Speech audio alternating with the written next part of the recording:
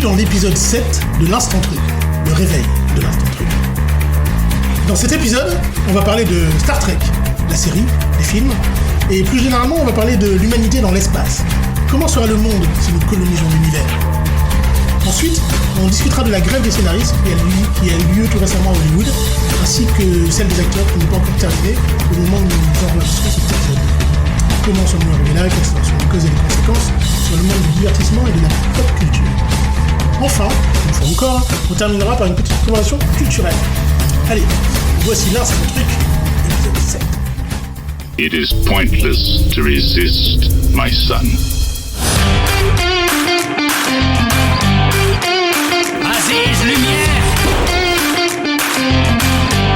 Si c'est un vaisseau plénipotentiaire, où est l'ambassadeur? My mom always said life was like a box of chocolates.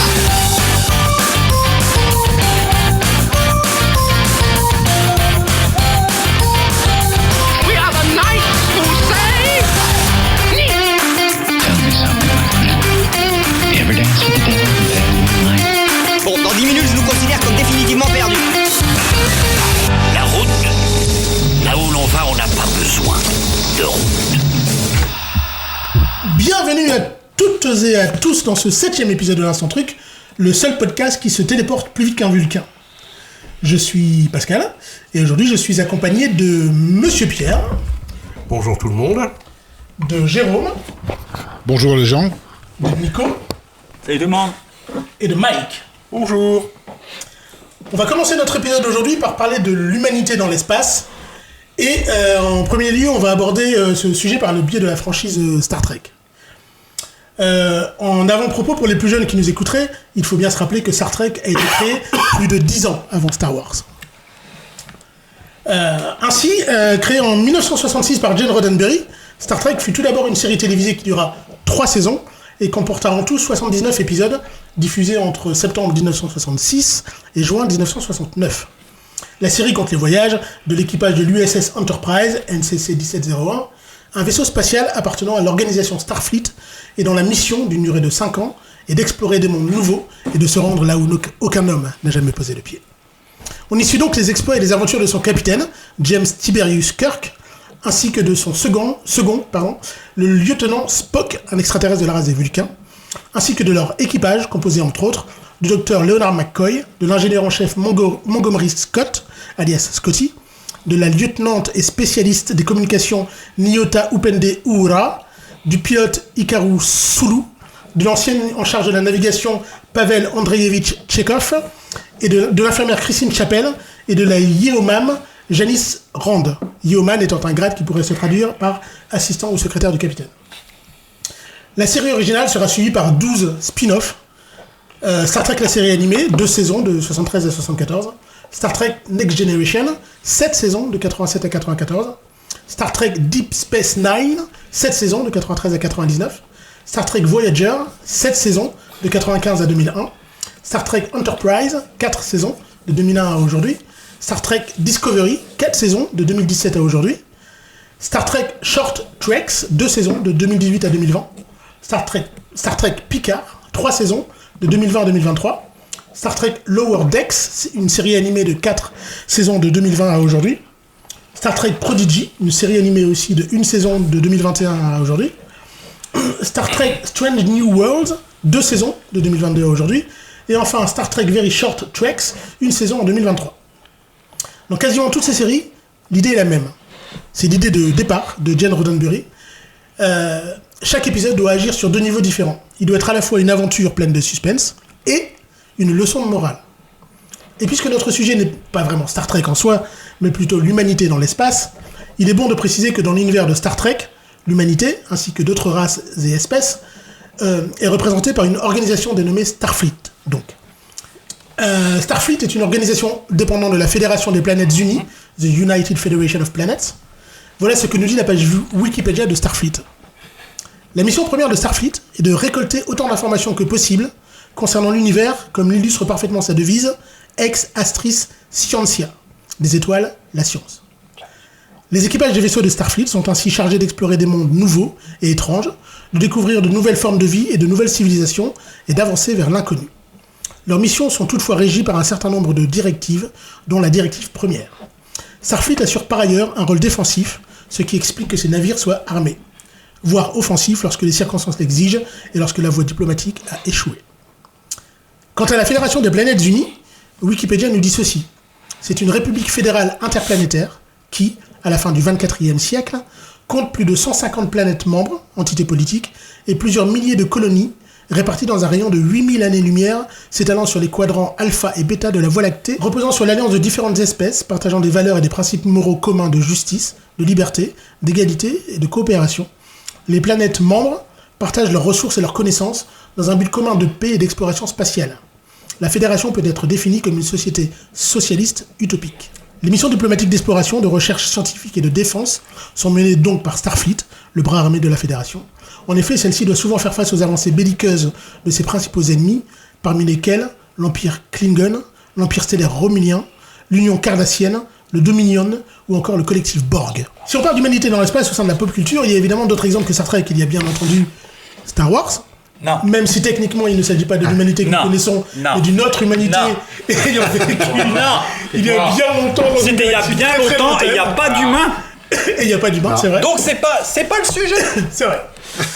Et dans la série de films Alien, l'espace là aussi été colonisé ou en cours de colonisation, et les planètes sont terraformées.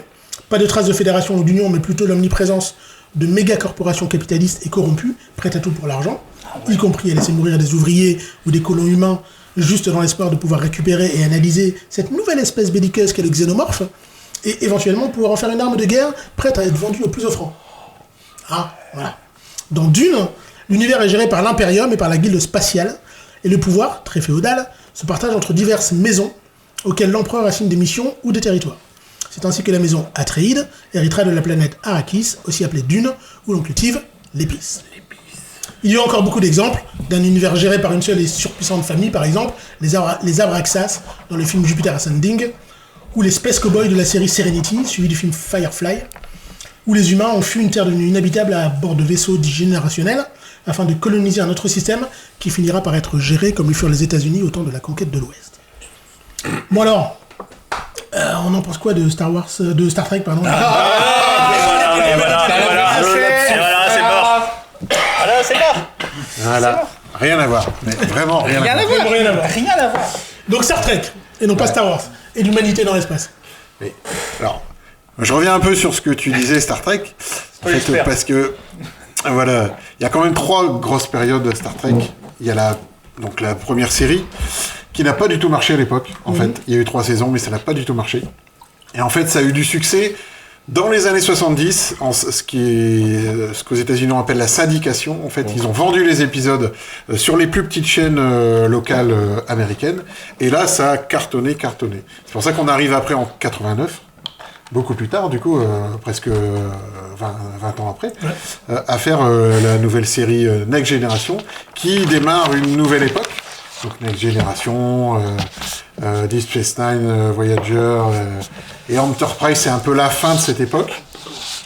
Et il y a eu, voilà, après on n'a plus fait de série, et après il y a les films de J.J. Abrams qui sont sortis, et ça a relancé un petit peu Star Trek, et là maintenant on revient dans du Star Trek, et il y a des séries, plein de séries super intéressantes, beaucoup ne sont pas finis, mais même si les films de J.J. Abrams sont censés se passer dans un univers alternatif à celui de Star Trek, la série originale, il y a quand même des liens. En fait, il y a quand même pas mal de liens, puisqu'il y a Spock aussi, le Spock ancienne version dans ces films-là. Et oui, je m'emballe en fait parce que j'adore Star Trek. Mais c'est vrai qu'on n'en a pas parlé, je sais pas, il y a quand même eu 5 films aussi dans les années 80. De 79 à 89 à peu près. Il y a quand même. Les premiers, c'est des gros budgets en plus. Ouais, c'est des gros films et ça redore, entre guillemets, en tout cas, je sais pas, ça redore le blason, mais en tout cas, ça donne ça montre Star Trek à un plus grand nombre aussi. Donc le fait que la série originale a été diffusée, multidiffusée, aussi bien aux États-Unis, mais en France aussi, c'est passé sur la 5, je crois. Sur la 5. Ça a donné un peu on a pu voir du Star Trek. Et donc le fait que ça revienne en 89 et qu'on relance les séries, c'est aussi parce qu'on est arrivé en bout de course sur les films. On est arrivé en bout de course aussi sur les acteurs qui commencent à vieillir et que du coup c'était difficile peut-être aussi de faire porter des films et une série par les mêmes acteurs que la série originale. Ça clôturait un cycle. D'ailleurs, la musique du générique de Star Trek Next Generation, en fait, c'est la BO du premier film Star Trek. Ok. Ouais. Donc, alors après, dans l'espace, c'est sûr que là, on est carrément dans une utopie. Enfin, voilà, hein, clairement, on n'est pas parti pour être comme ça. mais l'idée de Star Trek, c'est que l'humanité a été au plus bas, en fait. À un moment, il y a eu des guerres atomiques, il y a eu des... Et on est dans les temps, voilà. Parce que c'est 2069, je crois, l'année du premier contact. Du premier contact, parce que voilà, le point de bascule de Star Trek, si je dis pas de bêtises, Mac, tu me reprends si besoin, c'est la rencontre avec les Vulcains. Les Vulcains, les Vulcains, en fait, ils passent à côté de la Terre. Il y a Zefran Cochrane qui balance une fusée dans l'espace et ils se disent tiens, il y a un truc qui se passe là-bas, les Terriens sont pas forcément très évolués, mais on va aller voir ce qui se passe quand même. Et à partir de c'est de là que part vraiment Star Trek, le départ il est là, et à partir de là, les Vulcains, les Terriens vont aider les Terriens à résoudre leurs problèmes, parce qu'effectivement on était plutôt en mode monde post-apocalyptique plutôt qu'autre chose, donc on est bien dans les temps, 2069, on est dans les clous.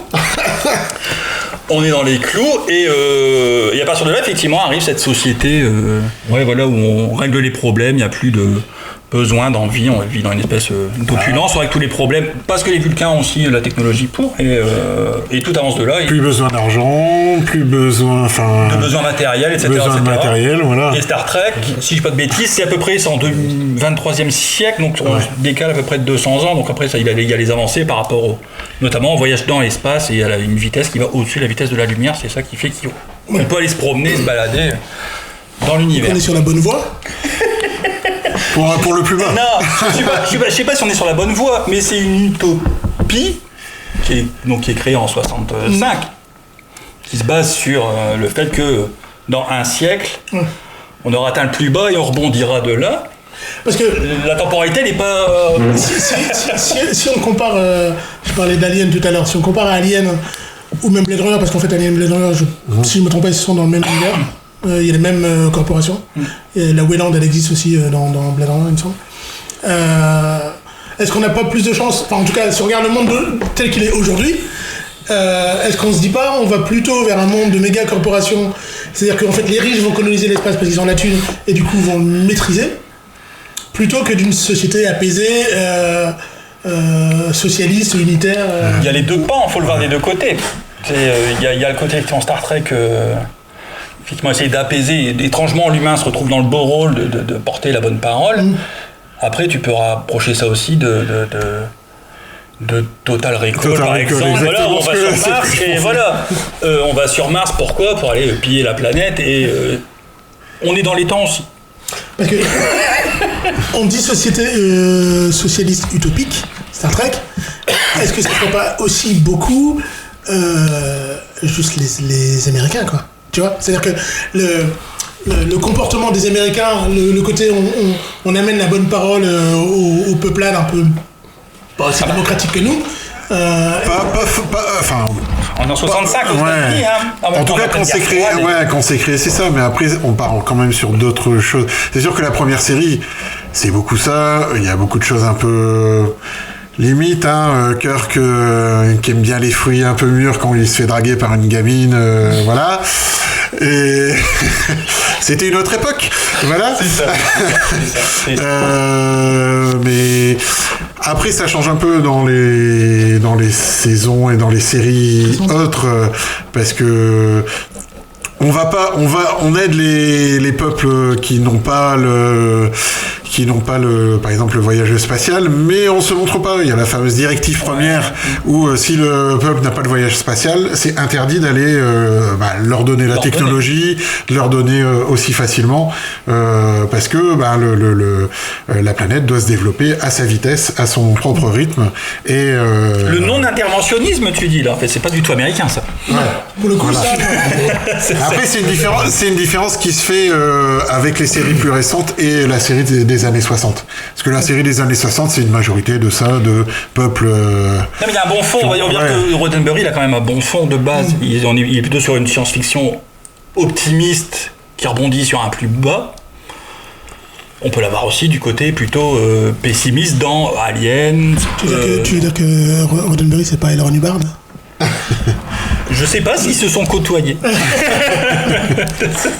mais le principe, il est plutôt là. Voilà, effectivement, si après on prend Total Recall, Starship Trooper. Starship Trooper. Voilà, c'est pareil, on est sur le même truc. On va explorer, à part qu'on va explorer pour aller casser la gueule et piquer le truc. Enfin, alors, c'est intéressant que tu parles de Starship Trooper, parce que Starship Trooper, c'est différent. C'est Heinlein, quand il écrit Starship Trooper, il le voit comme une critique du nazisme et des sociétés totalitaristes.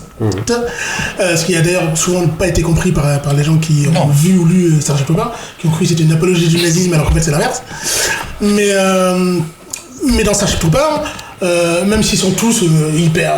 Enfin, c'est des militaires à la Aliens, ils se battent contre une invasion qui est une invasion d'une espèce d'insectes extraterrestres, tu vois. Ouais, on déplace l'invasion, on envahit l'envahisseur. C'est un peu un moment...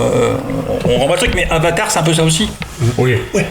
Avatar rejoint aussi un peu ça. On n'est pas très loin dans un futur qui est plus ou moins proche. On est sur une autre planète parce que la nôtre, elle est un peu fatiguée. Et on se comporte comme aujourd'hui. Est-ce que l'histoire de l'exploration par les humains c'est un peu toujours la même chose. Quand on arrive sur un territoire où il y a déjà des gens... et le fait de prendre des extraterrestres, c'est plus facile de faire passer des messages sur notre société actuelle en parlant d'extraterrestres qui n'existent pas, donc c'est pas vrai.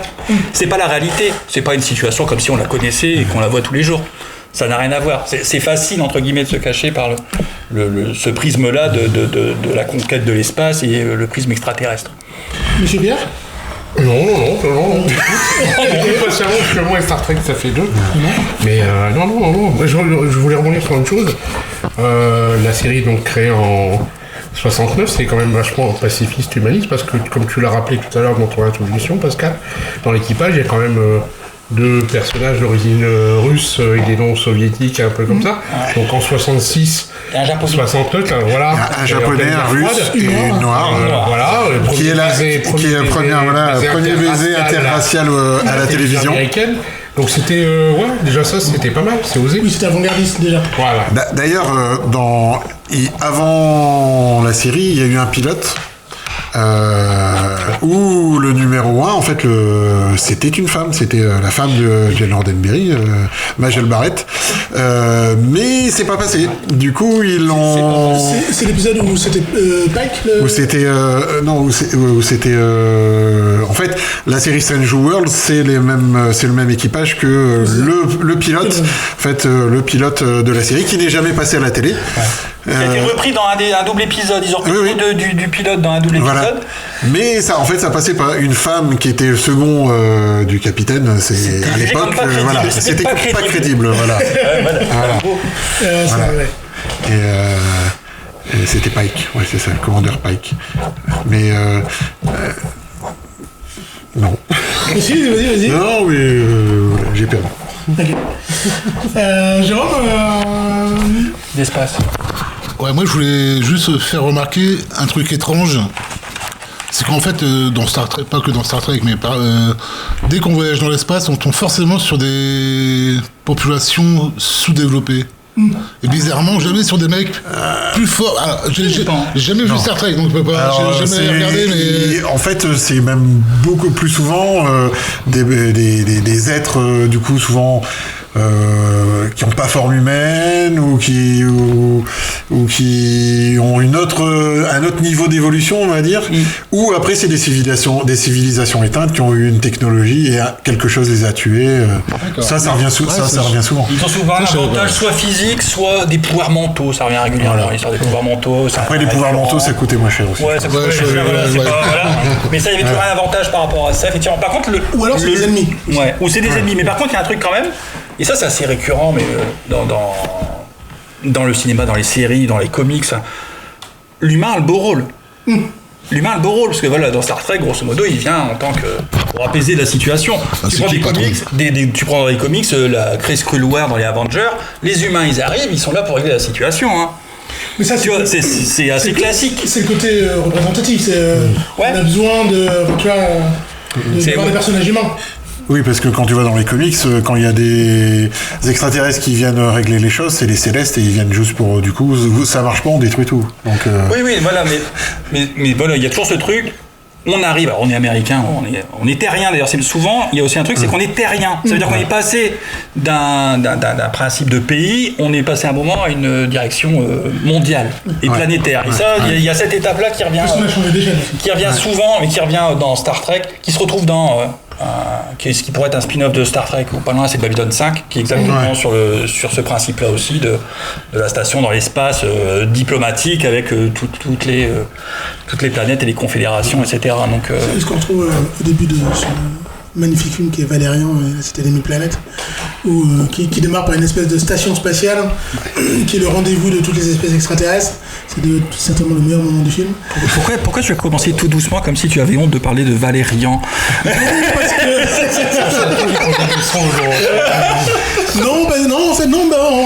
En plus je trouve que le film a du potentiel, mais c'est le réalisateur qui... Voilà. On pourra en faire un podcast complet, non? Un jour, peut-être. Un jour.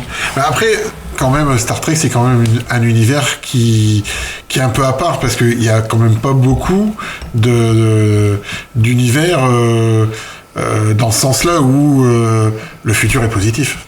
En fait, clairement. On a quand même beaucoup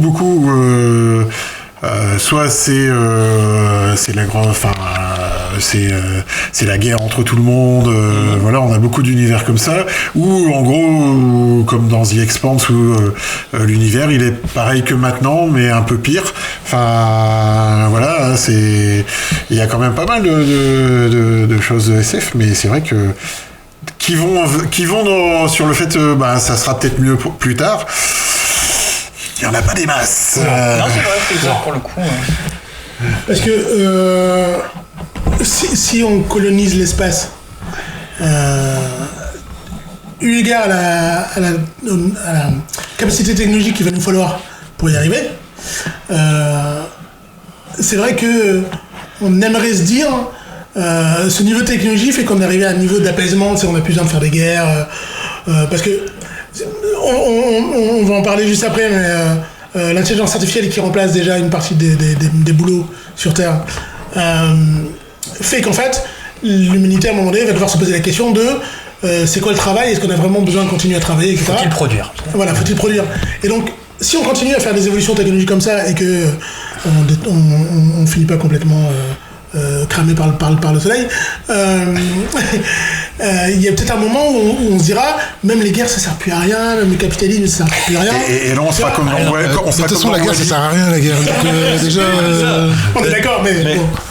Et là on sera comme dans Wall-E, des gros pépères sur le fauteuil. C'est ça, tant qu'on a Netflix, tout va bien. Voilà. Les croisières intergalactiques. Ouais, enfin, on s'approche quand même plus d'un scénario, effectivement, aller faire un tour, effectivement. On part sur Mars, qu'est-ce qu'on peut aller y faire, etc., etc. Il faut aller voir ce qui s'y passe, qu'est-ce qu'on peut aller gratter là-bas, hein, c'est ça aussi. Ouais. C'est qu'est-ce qu'on peut y trouver qui peut nous être intéressant. Donc effectivement, et en plus, il y a pas mal de films aussi sur le sujet. Mission to Mars, Ghost of Mars de Carpenter qui prend d'ailleurs ce principe de... c'est pareil, là c'est une prison, je me souviens bien. Ghost of Mars, et Carpenter, il aime bien les prisons. On sert de Mars pour en faire une prison, comme ça il peut faire un western. C'est toujours le même principe. Voilà, et Total Recall, je crois que ces options-là, elles sont aussi viables, elles sont beaucoup plus pessimistes. Oui. Et voilà, Star Trek. Même si la fin de Total Recall est optimiste, pour le coup. Mais ça, ça dépend lequel.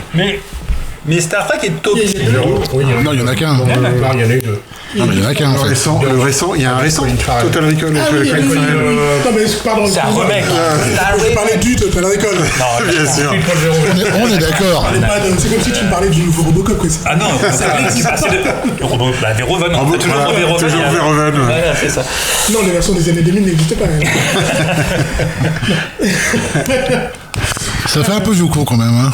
Non, c'est pas ça, les films sont mieux, les films sont mieux, les thèmes sont, les thématiques sont mieux exposées, c'est juste un meilleur film, c'est tout. À un moment, si c'est juste un meilleur film, il n'y a pas besoin. Voilà. Ouais, c'est pas vieux con parce qu'en fait, c'est surtout comme dit Nico que il y avait vraiment du fond dans le Verhoeven, le Robocop de Verhoeven et le Total Recall. Ouais. De Verhoeven, bah ouais, c'est pour ça, c'est de Verhoeven. Il y avait du fond, les de Robocop. Voilà, et Starship Trooper, il y a quand même 3 beaucoup et dans les versions. C'est-à-dire que si aujourd'hui il faisait un Starship Trooper, ça serait. Moins édulcoré. Ou Star Wars, mais ça serait pas Starship Trooper. Il y a un côté où on perd quelque chose. Après, sur les qualités purement cinématographiques, ça c'est encore une autre discussion, mais sur le fond du film, du sujet. Sur les thématiques et sur la façon dont elles sont traitées. Sur des films comme Total Recall et Starship Trooper. Le fond et la forme, rien au fond et la forme, c'est voilà. Mais est-ce qu'il y a encore des. Dans une autre discussion, mais. Des auteurs. Des auteurs à la Verhoeven, des punks du cinéma. Ou après des auteurs tout court, parce que là, je voyais un réalisateur. Le réalisateur du film qui sort là. Le créateur, voilà. Il y a des autres qui a réalisé Rogue One. Rogue One, et qui disait qu'en fait, en gros, les studios, ils vous font venir, mais oui, on adore votre univers, on adore ce que vous êtes et tout. Et puis, on vous donne, je sais pas combien de millions pour faire un film. Et après, il peut plus rien faire parce qu'en fait, là, il faut faire comme ça, il faut faire comme ça, il faut faire comme ça. Parce qu'il faut que ce soit un film qui plaise au maximum de gens. Et du coup, qu'il n'y a plus de. C'est formaté. Ce qui est formaté, en fait, voilà. Et c'est. En fait, il en vient dire qu'il préférait avoir un blockbuster avec pas beaucoup d'argent. Au moins, il y aurait une liberté de création. Là, il a eu l'air d'avoir pas mal de liberté sur The Creator. Mais j'en reviens toujours à l'exemple fameux de Babylon AD. Réalisé par Kassovitz et surtout du documentaire Fucking Kassovitz qui est de dispo sur YouTube, qui est un documentaire qui selon moi est au moins aussi bon que Lost in La Mancha. C'est-à-dire à la différence que Lost in La Mancha est un documentaire sur un film qui ne s'est pas fait, même s'il a fini par le faire mais différent. Et alors que Babylon AD a été fait, le film est sorti au cinéma, mais la production de ce film, elle est magique au sens négatif du terme. C'est-à-dire que comme en plus Kassovitz il a laissé faire un documentaire très ouvert, c'est-à-dire qu'il cache rien. En fait, tu vois justement la destruction d'un réalisateur qui a une idée de départ, parce qu'en plus c'est son idée de, il la traîne depuis des années cette idée, qui est l'adaptation d'un roman, qui s'appelle donc Babylon AD. Et il se dit si je veux faire le film, il faut que j'ai du pognon. Donc il va voir les Américains. Et les Américains lui disent, il nous faut une tête d'affiche. Tu vois, à l'époque, j'ai plus c'était Vin Diesel. Sauf que au début du journal, Vin Diesel dit moi par contre je vais pas faire de scène d'action. Et la Kassovitz il fait mais t'es Vin Diesel. Et le mec il fait ouais non. Et donc en fait il veut faire des scènes d'acting, tu vois. Mais c'était sa période arty. Voilà. C'est ça. C'est la période où il fait ce fameux film. J'ai un avocat avec une perruque qui est ridicule.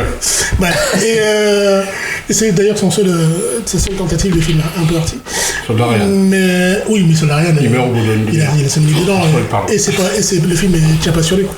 Mais et donc il se fait lâcher il se fait lâcher. Vin Diesel veut pas faire tout ce qu'il doit faire, tu vois. Et en plus, Kassovitz, il est débordé direct par la prod version américaine, parce que lui a l'habitude d'un cinéma français de films d'auteur. On t'embête pas trop. Tu vois. Le réalisateur, il dit je veux ça, et en général, il l'a, tu vois. Les Américains, tu fais pas d'heures sup, tu fais pas, c'est carré, quoi, tu vois. Alors qu'en France, si c'est pas fini, on tourne, tu vois. Et en fait, il est quand même largué. Il tourne pour que ça soit moins cher, il tourne dans les pays de l'Est. Dans les décors, il tourne dans je sais plus quelle ville des pays de l'Est. Ils font un marché extérieur, donc c'est censé être sur une terre un peu futuriste. Il se balade dans le décor, il dit ça va pas, ça c'est pas ce que j'ai demandé, ça. Et tu vois que tout le monde s'en fout autour de lui, en fait, tu vois.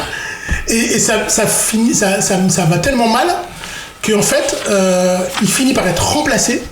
C'est-à-dire qu'en fait, les prods lui envoient un autre réal, et lui, il n'est pas viré, il est juste dans une tente avec un retour vidéo, un combo. Il est juste dans une tente, il est obligé de regarder le film qui est en train de son projet de toute sa vie, qui est je sais pas, mon frère de longtemps, qui est en train d'être réalisé par un autre réalisateur qui est une espèce de yes man américain dont tout le monde a oublié le nom. Et ce n'est que parce que son actrice principale, qui est Mélanie Thierry, qui est française, qui est une des rares actrices françaises du film, va voir les prods et dit moi si c'est pas Kassovitz, j'arrête. Et qui peuvent dégager Kassovitz mais pas leur actrice principale à quasiment la fin du tournage. Que du coup ils ont essayé de revenir, mais le film est une production horrible, complètement dépassée, et le film sort au cinéma et le film est un flop total quoi. Ouais. Il le signe quand même. Quand même. Donc voilà, est-ce qu'on peut envoyer Vin Diesel dans l'espace? Faut pas envoyer. Non. Pourtant, il a déjà été, avec plutôt des films pas mal d'ailleurs. Pitch Black, après Chronique de Riddick. Et Riddick, bon, Riddick était un peu moins. Mais Chronique de Riddick, c'était. L'ambition, c'était de faire un univers. Il n'y a pas une voiture dans l'espace dans un Fast and Furious. Si. De toute façon, je crois. Si, dans l'avant-dernier. Si, dans l'avant-dernier. Mais c'est pas Vin Diesel qui va. Mais c'est pas Vin Diesel qui non. C'est comme il s'appelle le Black. Ça rejoint. Ils vont dans l'espace, tout va bien. Allez, c'est bien pourtant dit grave. Non. On a une voiture, on met un peu de mousse tout autour des portières et puis c'est bon, ça passe. L'espace, l'ultime frontière. Oui, c'est ça. Tout ça pour dire que l'humanité dans l'espace, c'est pas gagné. Parce que. Non. Alors après, on a vraiment l'impression que ça s'éloigne. Enfin, moi je trouve que ça s'éloigne de plus en plus parce que la conquête spatiale est quand même. Même si Elon il essaye de. Il y a même des ça repart quand même. D'ailleurs, ça repart par privé et puis par. L'Inde a réussi à envoyer une fusée dans l'espace, il me semble, même sur la Lune. L'Inde a mis un revers sur la Lune. Ouais. Après, c'est vrai que ça coûte des sous. À quoi ça sert? Mais ça fait rêver un peu. Mais ça fait rêver et ça sert à asseoir une domination. Oui. C'est ça aussi. Hein. Étrangement, on n'a jamais autant progressé dans la conquête de l'espace. Et on est allé sur la Lune, tout ça. Pourquoi? Parce qu'il y avait deux blocs qui s'affrontaient et qui se tiraient la bourre pour qui sera le plus balèze sur le sujet. D'ailleurs, la fin de la conquête spatiale, c'est la fin de la guerre froide. Voilà, il n'y a plus de guerre froide, il n'y a plus de conquête de l'espace, effectivement. Donc, et là, ça se relance, mais par le privé étrange. C'est un peu particulier. En fait, c'est logique, c'est parce que, en fait, comme ça coûte extrêmement cher. Il faut être extrêmement riche. Il faut une énorme volonté politique, et les volontés politiques, on sait qu'elles sont motivées, soit en l'occurrence la guerre froide, c'est-à-dire il faut être meilleur que celui d'en face, soit parce qu'il y aura un intérêt financier ou électoral. La conquête de l'espace n'a aucun intérêt électoral. Les gens ils votent pas pour le mec qui allait sur la Lune, enfin le mec qui a permis d'aller sur la Lune. Par contre le privé, Elon Musk, Jeff Bezos, ils ont de la thune, ce qui permet de dépenser moins et de dire, comme en plus maintenant on est à l'orée d'une, bon, on va pas se mentir, on est à l'orée d'une nouvelle guerre froide entre la Chine, les États-Unis et la Russie. Et du coup, tout le monde relance un peu son petit programme spatial. Les États-Unis, grâce à Elon Musk, parce qu'il a énormément de défauts ce garçon, mais grâce à Elon Musk, ils ont plus besoin de faire taxi avec les Russes pour aller dans l'espace. Ils peuvent se servir de SpaceX. Donc ça change quand même beaucoup de choses. Ça coûte moins cher en plus. Ça coûte moins cher et ça change beaucoup de choses parce que quand il fallait aller voir les Russes et dire on peut monter sur le Soyouz, c'est possible. Allez, vas-y. Sauf pas encore. Mais il va rentrer. C'était pas que c'était compliqué, mais c'était un petit peu vexant quoi pour les Américains. Pour les premiers à être arrivés sur la Lune, de faire taxi avec les Russes, c'était un peu vexant. Si on veut garder un peu d'optimisme, il reste un truc et qui reste prégnant dans Star Trek et qui est repris dans pas mal de trucs de SF, c'est la station internationale. Oui. Ça reste une des bases de ce qu'il faudrait faire et qu'on fait pas. On en revient, on le fait sur un endroit. Et voilà, c'est cette idée de la confédération et de la représentation unique dans l'espace, elle est quand même là. Il y a toujours ce germe qui est un petit truc qui est là, qui fait que... C'est peut-être même la seule utopie réelle et concrète qu'on a aujourd'hui sur Terre, c'est ça. Puisque même pendant la guerre en Ukraine, il y avait des Américains et des Russes sur la station spatiale. Et ils sont revenus il n'y a pas longtemps, il y en a qui sont revenus il y a pas longtemps, et voilà, qui s'entendent et qui s'éloignent pour le coup de ça. Je sais pas si le fait d'être dans l'espace, ça éloigne aussi du coup. Ils sont tous des scientifiques qui vont pour la recherche et qui n'ont à la base normalement aucun esprit belliqueux, c'est pas des militaires, même si certains ont des grades militaires. Des gens qui réfléchissent. Des gens qui réfléchissent. Oui, non mais je suis pas sûr que les après les astronautes, c'était pas forcément des gens qui réfléchissaient au départ. C'était quand même des pilotes. Moi, si je réfléchis, je vais pas. C'était des pilotes. Mais là, c'est des sentinelles. Là, l'adaptation, elle est là pour étudier, c'est des scientifiques qui sont là, voilà, donc... J'en profite pour parler d'une super série sur Apple TV+, For All Mankind, qui parle justement, c'est une uchronie, et si la conquête spatiale n'avait pas terminé. Et alors là-dedans, en fait, ils trouvent le moyen de financer, mais c'est que la NASA en fait revend ses lanceurs, mais même ses découvertes technologiques en fait. C'est vrai que. En plus c'est assez étonnant en fait de dire que pourquoi pas. Voilà, c'est assez étonnant de se dire pourquoi. Oui, parce qu'il y a quand même tellement de choses qui ont été trouvées. Mais très très bonne série mais du coup dans cette série là la guerre froide continue même après historiquement comment ça se passe chez nous, mais elle est vraiment très bien faite et très très intéressante. Alors sur un domaine beaucoup plus drôle, en parlant de contexte spatial, vous avez une série qui n'a eu que 2 saisons sur Netflix avec Steve Carell et puis j'ai un autre acteur, Space Force, vous l'avez pas vu? Ouais. C'est super drôle, je vous conseille, c'est une production de Netflix, il n'y a eu que 2 saisons malheureusement, mais c'est les Américains et les Chinois les premiers qui arrivent sur la Lune avec le camp de base, etc. C'est super bon. On a oublié aussi Galaxy Quest, non et d'ailleurs Space Force c'est évidemment une parodie, mais ça part d'un truc réel qui est que Trump a créé la Space Force. Oui. Et que du coup il a fallu réellement nommer aux États-Unis un général de l'armée dont la responsabilité c'était de superviser la Space Force. Avant Trump, personne n'avait mis un copyright sur Space Force. Non. Il n'y a pas des jouets qu'on peut dire Space Force, c'est ça? Les bonhommes, la Space Force. Ouais. Après, le copyright, tu choisis sur quoi tu le mets en même temps. Sûr, tu mets ton copyright sur un jouet, c'est pas sur vrai Space Force créé par... je sais pas si vous aviez autre chose à dire sur ce sujet de l'humanité dans l'espace. Un jour peut-être. Un jour peut-être. Un jour j'espère. Non mais ouais, je sais pas si je le verrai, mais qu'on essaie plutôt d'aller dans l'espace et qu'on mette notre énergie à ça plutôt que...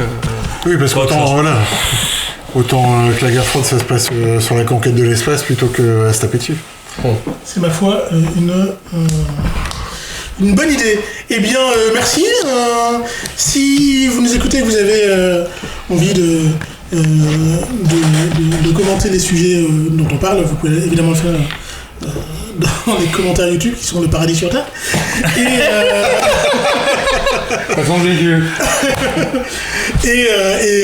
Et partout, il est possible de commenter ce que vous écoutez. Ou pas. Voilà. Le deuxième sujet de cet épisode, on va parler de la grève des scénaristes et des acteurs à Hollywood. Alors, la grève des scénaristes vient de se terminer. Avant-hier ou hier? Ah oui, il y a 2-3 jours. Celle des acteurs, par contre, est toujours en cours au moment où nous enregistrons, c'est-à-dire le 30 septembre 2023. Avec un récapitulatif vite fait du pourquoi de cette grève. Donc la grève aura duré, la grève des scénaristes aura duré 5 mois en tout, de début mai à fin septembre. Bon. La WGA, la Writers Guild of America, en gros le syndicat des scénaristes, demandait entre autres choses que leurs membres soient protégés de l'utilisation de l'intelligence artificielle dans l'écriture des scénarios, de plus en plus utilisée par les studios. En effet, la crainte principale était que les premières moutures de scénarios, celles qui sont en fait le mieux rémunérées, soient désormais systématiquement faites par des IA, et que les scénaristes se retrouvent à n'être plus que des petits exécutants qui vont corriger, amender ou améliorer le texte produit par l'ordinateur. La perte de salaire eût été considérable et le métier tout entier s'en trouvait menacé. Finalement donc, après 5 mois d'âpres négociations, un accord a été trouvé avec l'AMPTP, l'Alliance of Motion Picture and Television Producers, c'est-à-dire les producteurs de ciné et de télé. Mais ce n'est pas un accord idéal, c'est plus un accord pragmatique, prenant en compte le fait que il va être difficile de stopper le train de l'intelligence artificielle.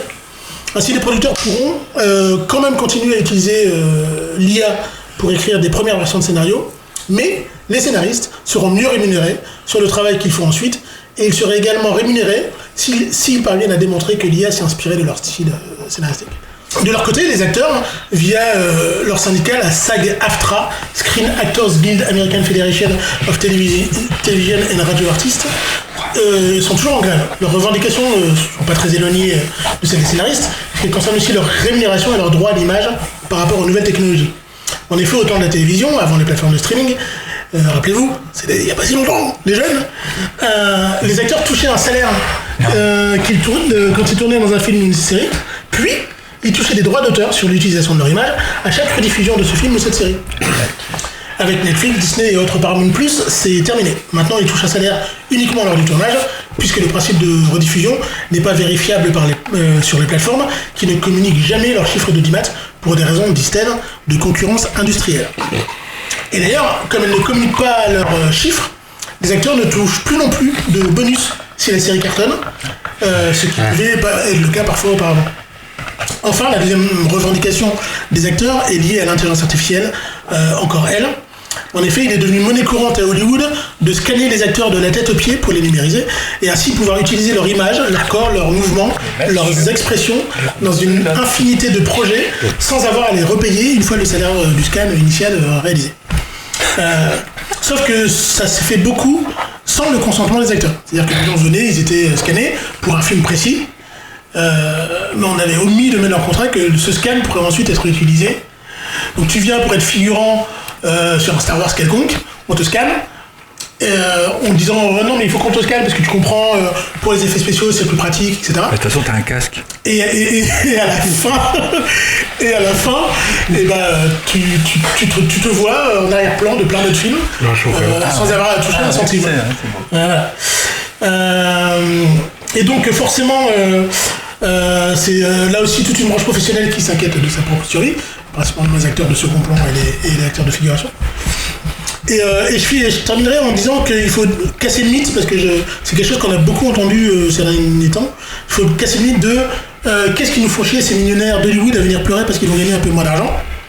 Parce que les Tom Cruise, Brad Pitt et autres Dwayne Johnson ne représentent en fait que quelques centaines de personnes à Hollywood. La majeure partie des acteurs, la très grande majorité des acteurs, sont des gens qui sont parfois obligés d'avoir 2 ou 3 jobs en plus de leur métier d'acteur pour survivre. Voilà, donc comme je disais, au moment où nous enregistrons le 30 septembre 2023, cette grève des acteurs n'est pas terminée, et le syndicat des acteurs vient même de voter l'autorisation de son extension au secteur du jeu vidéo, c'est-à-dire les acteurs de doublage ou de performance capture. Mais qu'est-ce que vous en pensez, quelles sont les conséquences potentielles de tout ça, parce que ça nous met combien de retard, de décalage là, avec les 6-8 mois de grève? Non mais c'est les 6-8 mois de grève, grosso modo ça nous fait 1 an où il n'y a rien qui sort, enfin grosso modo la décade à venir, grosso modo c'est ça, déneutraliser. Ouais, on est, à mon avis on est parti pour janvier peut-être, alors, début de saison. En fait la grève des scénaristes est terminée, mais du coup par exemple toutes les émissions en direct, les Daily Show, les Night Show, etc. se sont arrêtés. Donc là ils vont pouvoir recommencer maintenant. Ah bon, c'est scénarisé ça? Gravement. Le problème de la grève des acteurs, c'est que non seulement ils ne peuvent pas tourner de films, mais ils ne peuvent pas faire de promo de films. Donc ça veut dire qu'ils n'ont pas le droit. Donc ça veut dire que les acteurs je précise, les acteurs de gros studios, est-ce qu'ils ont scanné Joe Biden? Alors non, mais pour le coup, il faut qu'il le fasse. Faudrait. Il faut qu'il le fasse. Donc non, par exemple, le meilleur exemple, c'est Dune. C'est-à-dire que Dune devait sortir en décembre de cette année. C'était repoussé en mars-avril. Parce que, à cause de la promo, ils se disent, là, pour le moment, la grève n'est pas terminée, celle des acteurs. Et le studio se dit, si je sors un film de la taille de Dune, et que je peux pas avoir mes acteurs qui font la promo un peu partout pour vendre le film, même si en vrai le film va cartonner parce que c'est une suite et que c'est Dune, mais les studios flippent quand même un peu, ils disent bon bah en mars. Et ça repart. Mais oui, ça leur coûte pas grand chose, enfin si ça leur coûte quand même. Le fait qu'ils ont sorti des affiches qu'ils vont devoir réimprimer avec la nouvelle date et des bandes annonces qui vont devoir remonter pour mettre la nouvelle date. C'est un effet de deuxième pandémie quasiment. Oui, parce que c'est un peu ce qui s'est passé, voilà, la pandémie. Je sais pas si vous vous rappelez la grève des scénaristes de 2011. Ouais, si, où les séries ont fini à 18 épisodes au lieu de 22, et que ça n'a pas repris tout de suite après. Ouais. Après, si, en fait, il n'y a pas eu la fin, mais les saisons ont repris en octobre. Du décalage. C'est là où Josh Whedon a tourné Dr. Horrible parce qu'il pouvait rien tourner d'autre. Voilà. Il a tourné ça avec ses potes quasiment dans son garage, entre guillemets. Si vous le trouvez, il est excellent ce petit court-métrage. Enfin, cette petite mini-série. C'est une mini-série. Là, ça... La grève des scénaristes, donc.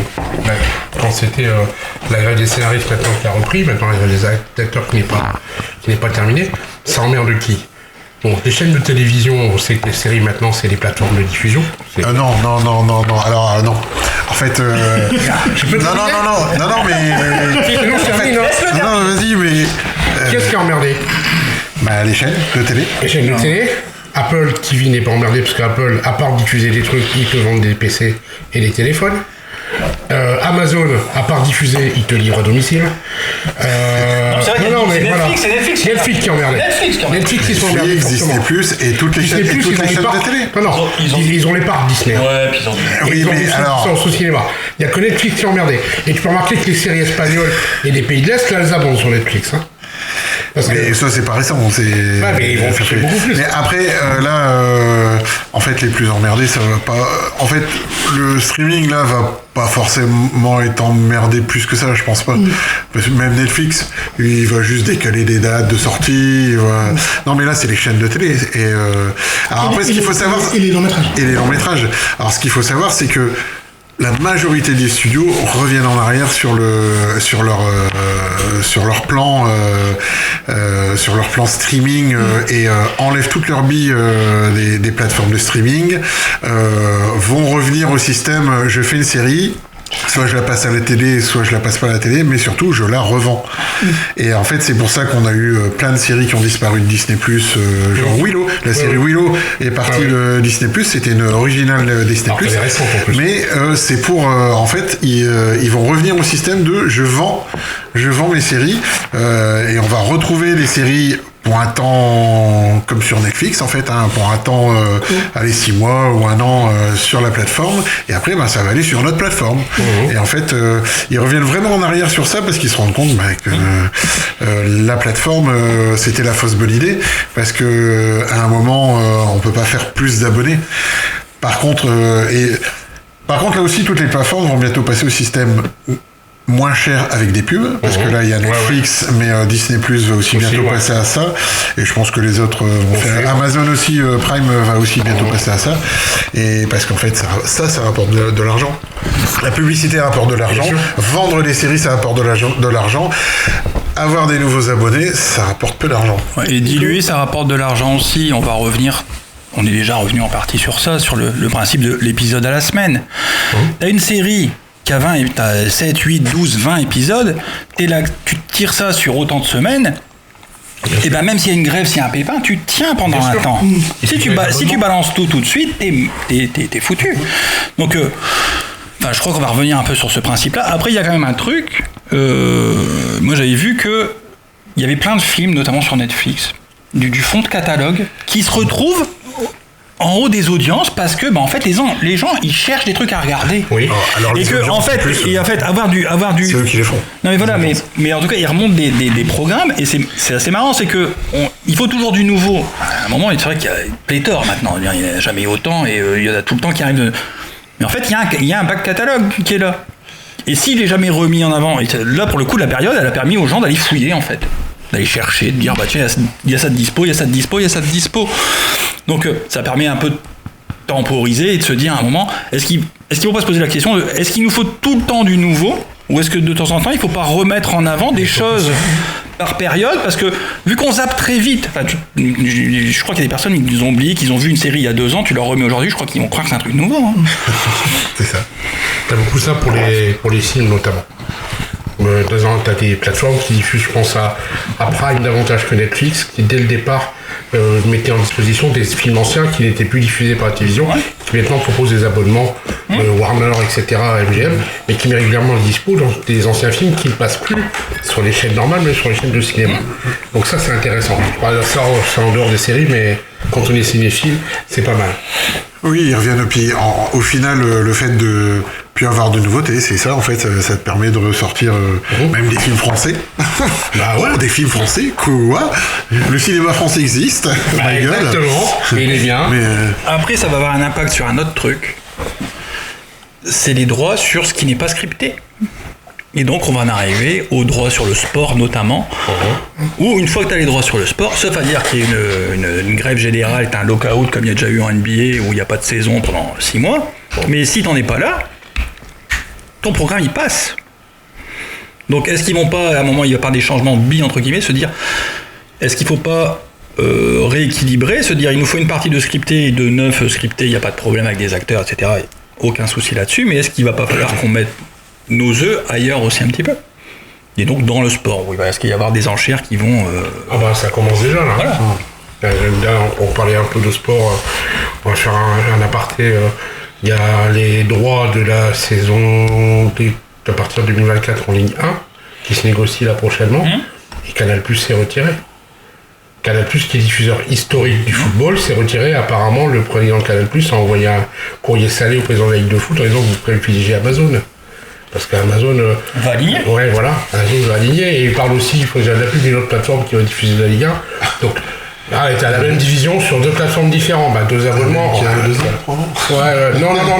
Je sais plus comment ça s'appelle, ça. Je sais plus, je n'ai pas retenu le nom de cette plateforme. Un peu plus porté vers les jeunes, les ados, etc. Donc, mais c'est. Jérôme, tu voulais dire c'est marrant parce qu'en fait. On a quand même une tendance à faire des boucles mais c'est notre espèce. Parce qu'en fait, là, on est en train de revenir à un modèle de télé. En fait. Bah oui, bien sûr. Avec de la pub, avec du sport. Avec de la pub et d'une fois par semaine. Et une fois par semaine. On va changer. Mais c'est juste que c'est l'accès quand tu veux, contrairement à l'accès à un horaire précis, à un jour précis. C'est voilà, mais l'attente elle n'est pas forcément pareille, même si, enfin tu vois, voilà, quand ils mettent One Piece en ligne tel jour à telle heure, boum, effectivement, t'as plein de gens tel jour à telle heure qui y vont. Et c'est normal, c'est bien qu'il y a de l'attente qui est créée, c'est bien qu'il y a... Après là, en fait, c'est la pandémie en fait qui a complètement faussé le marché. Ça a complètement transformé le marché artificiellement, et ils se sont dit ça marche, on va le faire, sauf que ça a marché pendant la pandémie. Ça a marché un petit peu un an après, mais là ils se rendent compte qu'en fait ça rapporte pas. Je me demande si Netflix va pas revenir au DVD. Ils viennent d'arrêter les DVD Netflix, j'ai vu. Je me demande s'ils vont pas s'y remettre. Une bonne vieille VHS. Et ça va peut-être finir comme le vinyle. On va peut-être revenir à des formats. Oui, après, si on parle, pour le coup, si on parle de support, tant que tes films ils seront revus, recoupés, à un moment, oui, tu vas revenir à des supports physiques qui datent parce que tu auras une version qui ressemble à celle que tu as vue, ou en tout cas qui est la version originale. Ça, c'est un des autres pendants de l'IA, etc. Enfin voilà, tu peux refaire comme tu veux, tout ce que tu veux. Et ce qui change aussi, c'est qu'ils recommencent enfin, parce qu'il y a beaucoup de gens qui le demandaient, à vendre leur série en DVD et en Blu-ray. Ce qu'ils avaient arrêté de faire tous, où la série c'était sur la plateforme et nulle part ailleurs. Et maintenant ils recommencent à faire des... Mais comme maintenant ça sera plus que sur une plateforme, parce que clairement, à part les gros trucs genre Disney, ils vont garder Star Wars, ils vont garder Marvel, mais tous les petits trucs à côté, mais même les autres plateformes, dès qu'il y aura quelque chose qui marche un peu moins bien et qui vont pas rester sur eux, ils vont le vendre à quelqu'un d'autre, et alors, c'est la syndication comme il y a 30 ans. Pour revenir sur le sujet de la grève, et parce que tu parles de Disney, c'est intéressant de parler de Disney parce que c'est vraiment un cas particulier, et dans la grève et dans le rapport aux plateformes, etc. Parce que Disney, c'est un cas particulier dans le sens où ils ont une plateforme, Disney+, ils ont une chaîne de télé, ABC. Ils en ont même plusieurs. CBS aussi. Aux États-Unis, ils ont plus qu'une plateforme. Ils en ont 2. Puisqu'ils ont Disney+ et Hulu. Ils ont Hulu aussi. Ils ont des parcs d'attractions, etc. Ils font du cinéma. Du cinéma en salle, je veux dire. Voilà. Des chaussures de mauvaise qualité pour enfants. Ils font Et le PDG de Disney, Bob Iger, qui était parti et revenu, enfin il avait pris sa retraite, il y a un remplaçant qui a un peu fait de la merde pendant 2 ans, et Bob Iger est revenu, pour faire court, a fait une déclaration en disant grosso modo, pour caricaturer, arrêtez de nous faire chier, vous ralentissez le business avec vos grèves, en fait ça sert à rien. Le mec gagnant à peu près 1000 fois. Tu comprends pas que Donald Trump dans les grèves de l'automobile, c'est un peu pareil. C'est un peu pareil. Et sauf que Disney, en fait, parce que tu disais qui ça va faire chier parce que Disney ils ont des parcs, etc. Sauf que d'abord il y a une sectorisation dans ces plus grosses boîtes qui fait que les gens de Disney Plus ils ont rien à voir avec les gens des parcs. C'est-à-dire que au final l'argent va dans les poches de Disney, mais en fait c'est plein de petites sous-boîtes, voilà. Mais surtout, Disney se sont rendu compte que, comme l'a très bien dit Nico, il y a eu une bulle Covid et que ça marche plus, c'est fini. Et que maintenant, en fait, ils galèrent parce que les dernières séries Star Wars ont presque toutes pas trop bien marché. Non. Alors que pourtant, il y en a pas mal. Ahsoka, c'est vraiment bien. Ouais. Mais elles ont pas trop bien marché. Les films, ils ont marché parce que quand tu sors un Star Wars au cinéma, tu vas dans les 90. Ça marche, mais quand ça te coûte 300 millions et que t'en fais plus 800, c'est pas comme quand t'en fous 40 et que ça t'en ramène un milliard, tu vois. Et en plus, ça abîme un peu la marque parce qu'il y a du négatif, etc. Donc voilà, et il y a une rumeur de plus en plus persistante. Ça reste une rumeur, donc voilà, je veux pas. Une rumeur de plus en plus persistante que il y a une autre boîte avec une pété de thunes qui rachète très bien Disney, c'est Apple. Je suis pas sûr. J'aurais dit comme toi avant la guerre du streaming. C'est une hygiène quand même celle-là. Mais sauf que depuis qu'ils ont Apple TV. Et qui sont devenus officiellement un concurrent de Disney+, et qui produisent. C'est que des produits. C'est que des produits là. Oui, pour le coup, il n'y a pas d'implantation de produits extérieurs. Mais de toute façon, on va arriver à des concentrations comme ça. On peut plus avoir autant de plateformes. Enfin voilà, on en revient. L'idée de Netflix, elle est bonne au départ. Elle était bien pendant la pandémie. Il y en avait une de plateforme. Tout le monde l'a pris. Ça coûtait 10 balles. C'était super. C'était bien parce qu'il y avait que. Il y avait que, ça coûtait que dalle. Aujourd'hui, t'en as autant. Si tu veux voir tout ce que t'as envie de voir, il te faut autant de plateformes. Que tu dois lâcher autant de fois 10 balles, 12 balles. Et dans Netflix, il y a moins de choses maintenant parce qu'ils ont repris, tout le monde a repris ses billes. Mais c'est pour ça que tout le monde a repris ses billes, voilà. Et effectivement, Disney, c'est quand même intéressant, tout ce qu'ils ont comme plateforme. Un truc qu'on a oublié chez Disney qu'ils ont aussi, ils ont ESPN aux États-Unis. Oui, c'est vrai. Tout à fait. On en revient au sport, ils ont ESPN. Et donc, oui, ce rapprochement Apple-Disney. Enfin, c'est pas la première fois qu'on en entend parler. Est-ce qu'il se fera? S'il se fait, ça fait plus qu'un monstre. Hein, ça fait... En vérité, comme tu dis, c'est effectivement un peu une arlésienne. Je suis même pas sûr que ça soit faisable au niveau de la loi parce qu'il y a une loi antitrust. Bah oui, voilà, là t'arrives à un monopole.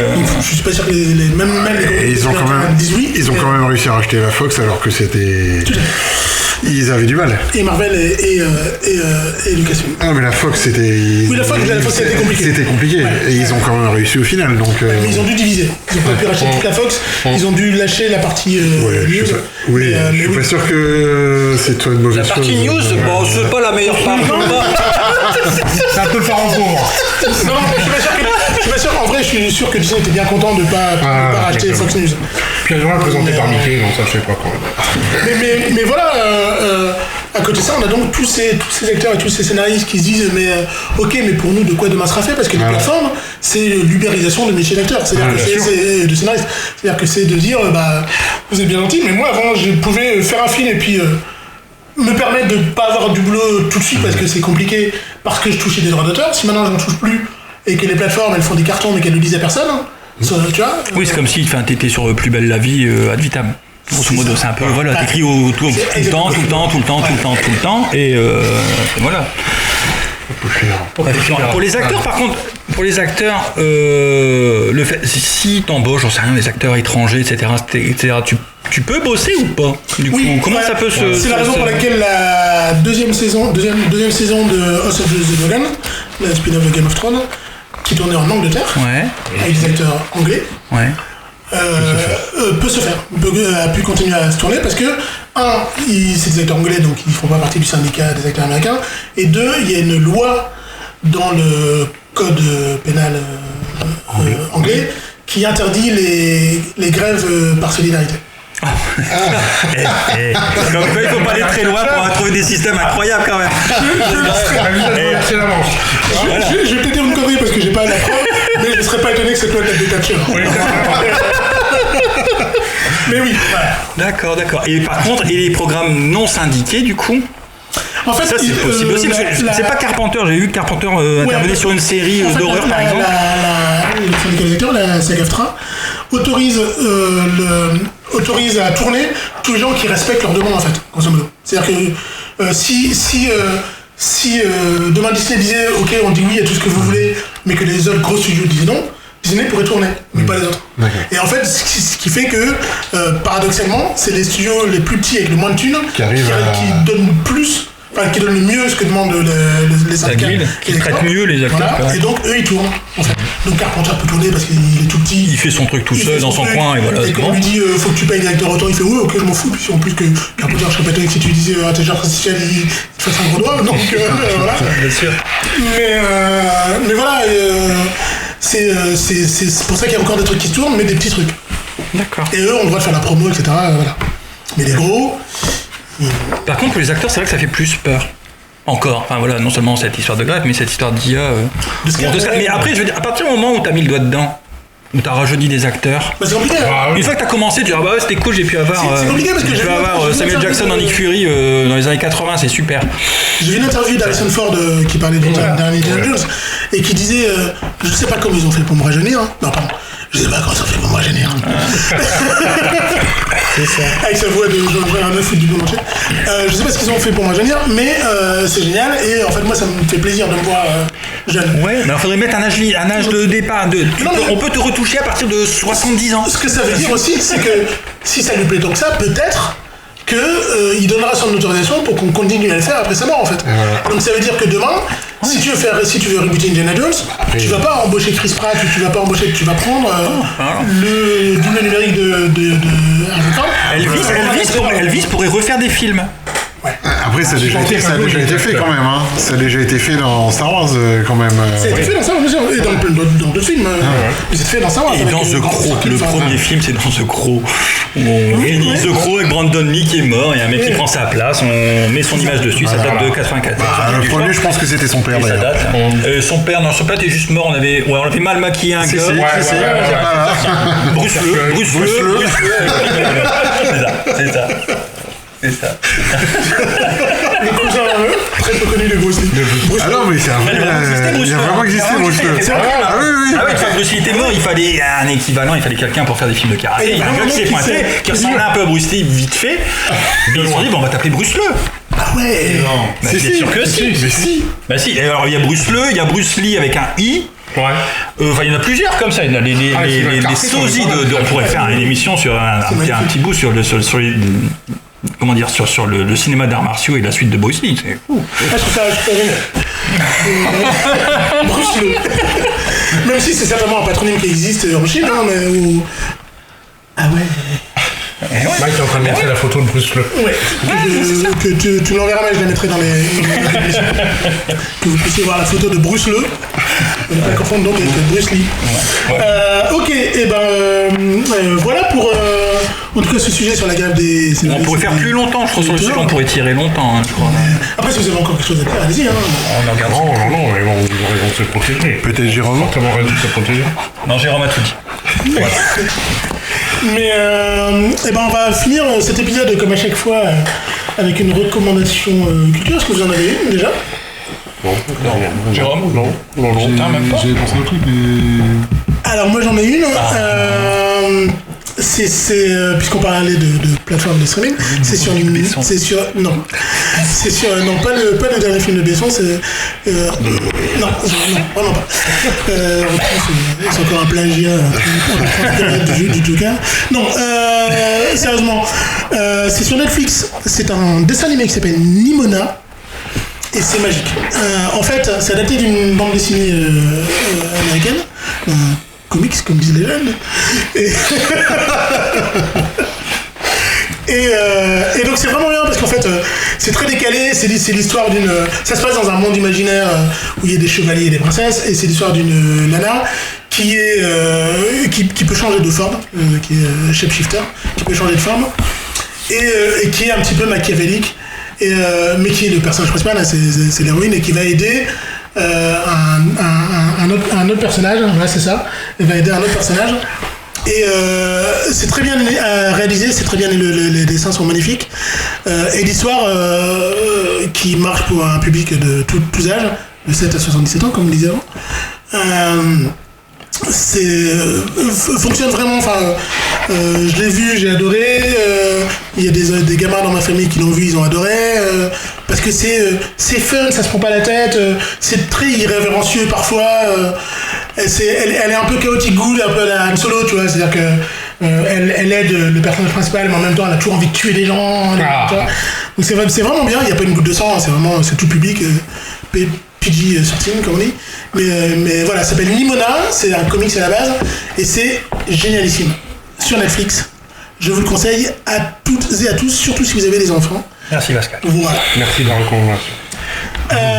Et ce sera tout pour cet épisode de l'Instant Truc. On se retrouve le mois prochain pour ce qui sera le dernier épisode de la première saison de l'Instant Truc, qui précédera donc le premier épisode de la deuxième saison. Hein. Je ne vous cache pas. Sauf si une grève des scénaristes. Mais donc voilà. Quoi, c'est scénarisé? La première saison s'arrêtant à l'épisode 8. Et la prochaine saison commencera... Attention, cliffhanger de fin de saison. Donc, merci à vous tous, messieurs, pour cet épisode number 7.